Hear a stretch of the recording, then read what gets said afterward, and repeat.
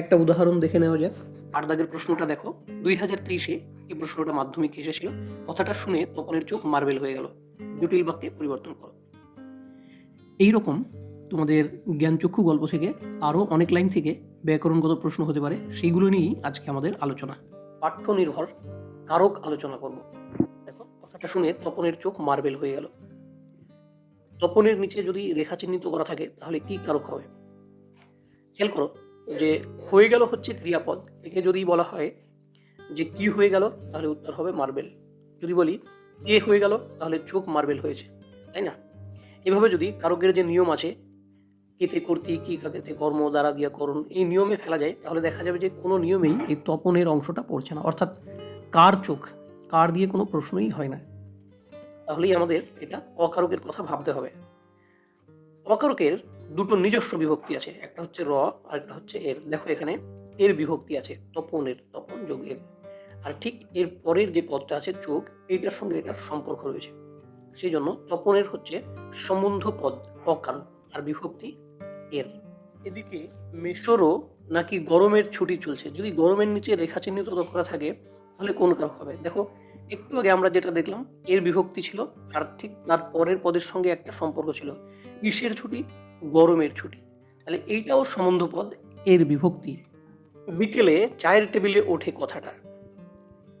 বিকেল একটা সময় বোঝাচ্ছে, তোমাদের মনে রাখতে হবে। স্থান, কাল, সময়, এই দুটোকে, এই তিনটা বিষয়কে যদি পরিষ্কার করে বোঝা যায় তাহলে ধরে নিতে হবে সেটা অধিকরণ কারক। তাহলে এটা অধিকরণ কারক, এ বিভক্তি, বিকেল যোগ এ। তবে আর পায় কে তপনকে? দেখো পি কাকেতে কর্ম, তাই না? কাকে পায়? তপনকে পায়, তাহলে এটা কর্মকারক। আর বিভক্তি কি হবে? কে বিভক্তি হবে। এখানে দেখো ছোট মাসি একটা গল্প লিখেছি।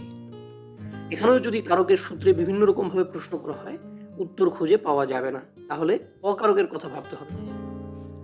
অকারক দুই প্রকার, সম্বন্ধ পদ আর সম্বোধন পদ।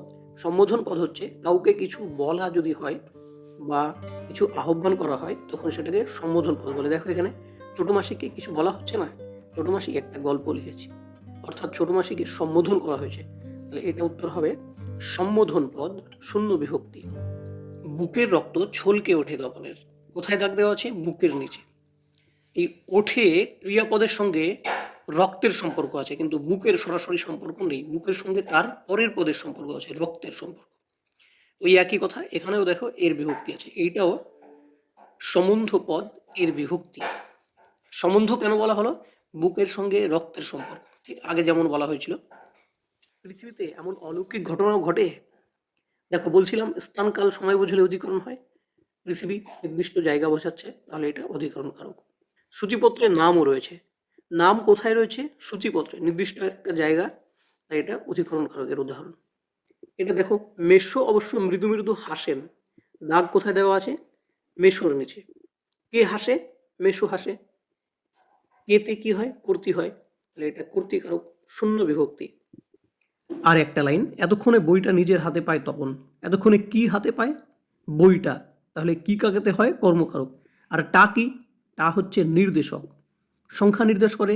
টা, টি, খানা, গুলি, এগুলোকে নির্দেশক বলে। আজকে এই অবধি। হ্যাঁ।